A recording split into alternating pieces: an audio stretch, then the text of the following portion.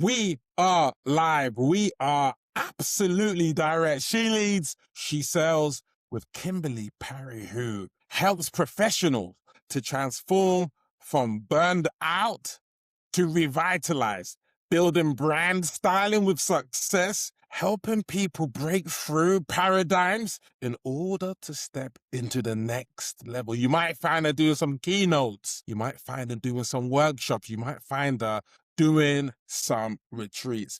Former religion teacher turned certified personal stylist, certified master professional coach, taking the lessons that cost her six figures to help professionals globally. She sells. Welcome, Kimberly in the building. Yes, my sister, speak to me. London to Utah with love. I'm so excited to be here with you today. I love that intro. 100%. Tell me, who is it? Who do you love serving? Who's that group that's like Jay, bang, six-figure CEO or mindset coach? Like, let's hone this in. Who do you love to serve? Who are you called to serve? Called to serve. I speak to organizations also, but the women that I am called to serve are the women who are tired of playing small. They're tired Mm, of feeling like a sidekick in their own mm, life, and they know that they are called for more, beautiful. and they're just tired of those glass ceilings that are holding Oof, them back.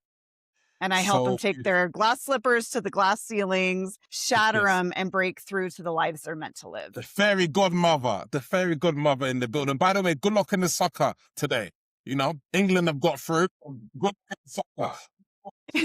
Thank you very much. It's one of those where it's like, do we really want to go there? Do we want to bring that? But yes, it is. It's quite the buzz right now. Amazing.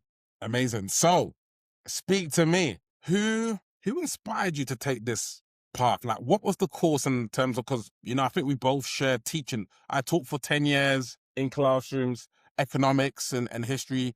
You taught religion. So yeah, tell me the pathway. It's not the most common pathway. I don't know a lot of people who know former academic religion teachers turned certified personal stylists. They seem almost like completely polar opposite worlds. But burnout was actually what led me to the path Oh, that I'm on now. I had followed all the rules. I was your typical go-getter, goal setter, overachiever, and I had followed the pattern. I'd followed the rules for success. I had 3 degrees. I had a 16-year career. I had a killer vita, right, with my work experience and loved what I did. In this day and age, a lot of people say, leave the corporate burnout, go quit your 9 to 5, live your passion. I was living my passion. I loved what I was doing, teaching philosophy, religion, spirituality, getting to that real meaty essence of who we are and purpose. And I still burn out in a wow. career that I loved. And in 2016, burnout took my health, my marriage, and my career all in the same year. And I had to completely rebuild my life, Wow. rebuild my career from a bed in my living room, Wow. trying to find medical diagnosis as to what was going on with me. And Wow. doctors had no answers. And Wow. that's where I found the power of owning your style, Wow. building your brand, Ooh. because that's what I had to do from a completely new foundation that wasn't built on degrees and certifications, although I collect those like tchotchkes. But I had to really get clear on who I am, what my core foundation was, and rebuild my life. And I help people do that without the crisis, without the blow up. Wow. Thank you for telling your story. Unfortunately, it's one that's a lot more common these days than it should be. Yeah, it is definitely common.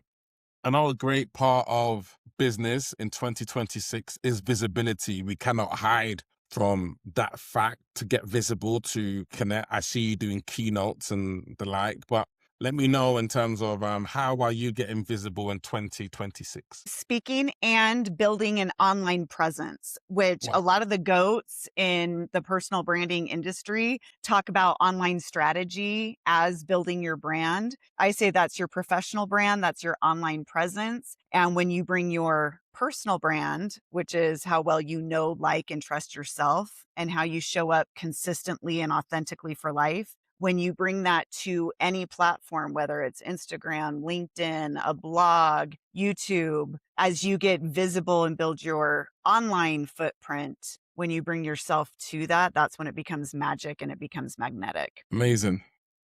What's the role of, look, she leads, she sells. What's the role of women that you come across feeling sales isn't for them? Maybe hashtag patriarchy, hashtag Wolf of Wall Street, hashtag sales books mainly being written by men, for men in terms of these sales books. Tell me, yeah, your role in terms of sales, women and their take. She leads, she sells. Oh, I love this topic. It's one we can get on. And I want to start by saying that masculine and feminine energies doesn't necessarily apply to gender, right? 100%. But the masculine energy that has kind of dominated the industry, has dominated commerce throughout the ages, has been very competitive, very much climbed the ladder, like you said, the Wolf of Wall Street.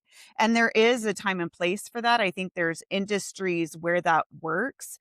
But it's a rule book that really worked in the 1940s and the situations that were going on there.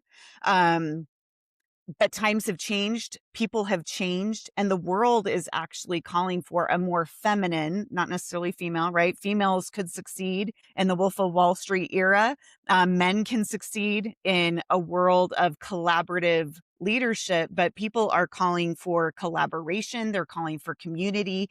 They're calling for connection, and they're calling for authenticity, especially in the world of AI, where things are becoming automated and watered down. It's an age of human-centered leadership, which is a more feminine model of leadership. And we don't Yes. do things better or worse. We just do things differently. And Yes. it's time to own our style and lean into it because the world is crying for it right now. They're Beautiful. thirsty for it. Have you got a book on this? It's coming. It's actually, I have some opportunities to submit manuscripts to publishers, one in September, one in January. So I think we need it it's because coming. you speak so eloquently. You have a presence of like Jackie Onassis, that type of presence when you speak. Oh, in a styling world, I will tell you, you just made my day. You're my new favorite. Jay's picture is going to go on my wall. Thank you for my Look at this. inspiration. Look at this. No, I'll but it's take like, yeah, Jackie yeah, O. Are you yeah. kidding me? And I was raised inner city, so I got a little, I got a little bit of that up in me too, but I'll take the Wow. Jackie O. Yeah, for sure. For sure. Talking about sales, I spent the last 5 years developing what I call the whiteboard method, which allows people to sell by serving, mapping out some ideas. Someone is here, you want to be here, and then we map out step 1, step 2, step 3. And so it becomes a visual tool to learning. So for me, sales is providing personalized insights.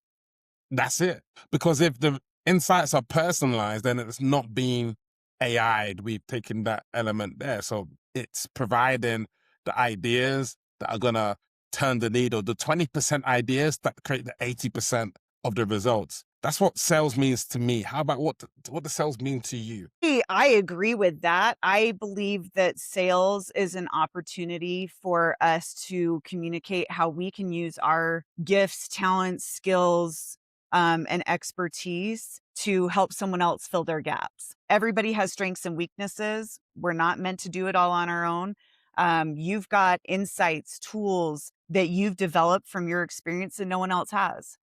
And sales is your way of offering a new perspective and a new way of doing things that can bless and enhance someone else's life. Thank you. How do you like to enroll clients? Do you workshops, sales calls? Like, what's your preferred way of enrolling? A lot of times my clients do come from my speaking. They hear me speak and they get lit up about that and feel like there's something that they connect with me.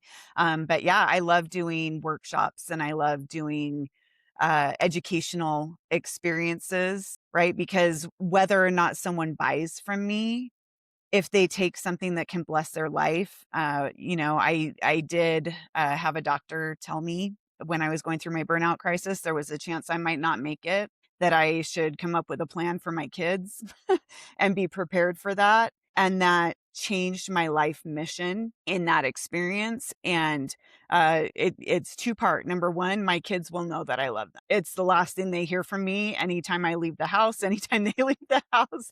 My son even said, Mom, you're always telling us we love you. And it's the last thing they're going to hear from me. And the second thing, I will leave the world a better place than I found it. And if I can do that, whether or not someone buys from me, then I have lived my life mission. And workshops, webinars, online content is how I do that. Amazing. How old are your kids? One's about to turn 20, one turns 11 in a week and a half, and one is 16 going on 25.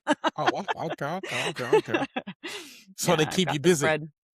Yes, very much so.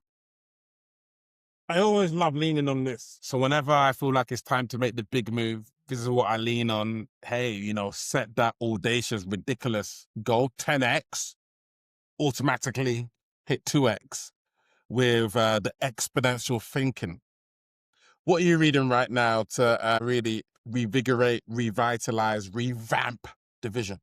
Well, one thing, I love staying current on what I'm doing. I love the history of fashion, so I'm always reading fashion books and keeping that part of my skill set honed. And then I've been going back to Napoleon Hill, Think and Grow Oh, Rich. It's one I come back to every few years. So that's the one I'm back on right now. what chapters? Like, you tell me your two favorite chapters, I'll tell you mine. Yeah. I love the first one. Everything starts with a clear decision, and I think like a lot of creatives, focus and things are kind of hard for me. I do the squirrel brain, and in business, I found entrepreneurship is very different than academia. It's been a very different skill set, but having a very clear focus and a very clear decision changes everything in the way we approach life. So I love chapter 1. 100%. Um, I like the chapter, and I often play this to my son. There's a shortened version by Napoleon Hill. Earl Nightingale kind of has Earl Nightingale. Yes, I love yeah, that. he It's has a like 16 30-minute minutes. version of it. Yeah. And the chapter I often play for my son is Burning Desire, because it speaks about the burning desires really only reflected in terms of what you do. In terms of real estate, what we say that we're going to do and what we actually do, like, they both take up, spaces, right? And so it's like, what space do you want to take up? Do you want to take up the part where you act, or the part where you say, hey, I'm a coach, I've got 50 years experience? And it's like, yeah. But I'm too scared to send a DM to somebody, or I'm too scared to do that conference. So it's like, the burning desire chapter really, so if you haven't got a burning desire, then likely it's not going to work for you. Well, and the burning desire is what fuels us through the fear, Yeah, there right? you go. I think we all have fear and embarrassment, fear of 100%. failure. Yeah. Again, facing death kind of cured me of that. Mhm. When you realize life is short and every day is a gift and just going to live that 100%, that kind of helped cured it for me. But that burning desire is what pushes you through those moments when you're, crying in the fetal position in the shower. Don't know if you ever had those. Yeah. Or, those moments where you're wondering, why am I doing this? Why am I pushing through? Because, whether you're working a 9 to 5 or whether you're creating your own business, we have those moments where we're wondering, why am I doing what I'm doing? And if it's not aligned with your passion, it's going to burn you out. 100%. What's your biggest block to scaling, growing? I know when I was maybe starting in this scene, for how are people going to take to me, like, teaching this whiteboard method? Will they care? Do I have a space? Is this going to be relevant? I'm just wondering what blocks you at times, and how do you snap out of it? How do you reframe what is blocking you? to succeed? One of my biggest blocks has actually been what was my greatest strength in academia. And that was, relying on my intellect and my brain. And in academia, the whole goal is to take, a simple one sentence concept and turn it into a dissertation.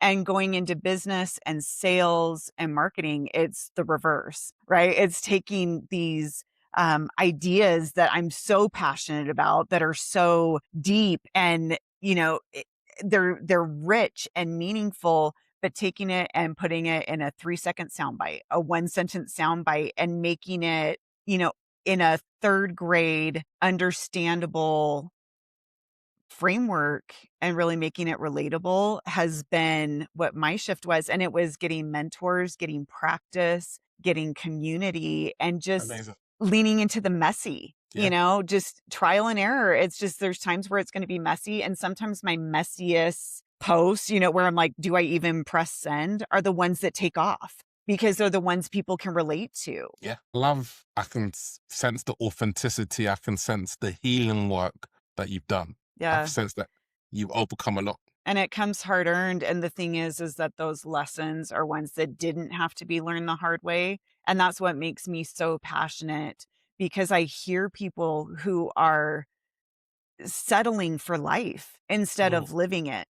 And just in realizing how precious it is, how unique we are. And people take for granted the fact that no one else on this planet, no one else who has ever lived on this earth, will ever live on this earth, or lives on it now, has ever been born with your exact personality, your exact physical DNA, and has been placed in your life circumstances. No one else has that combination. And yet people feel like, oh, I don't have anything to give.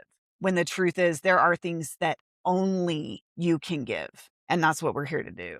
And I help people do it.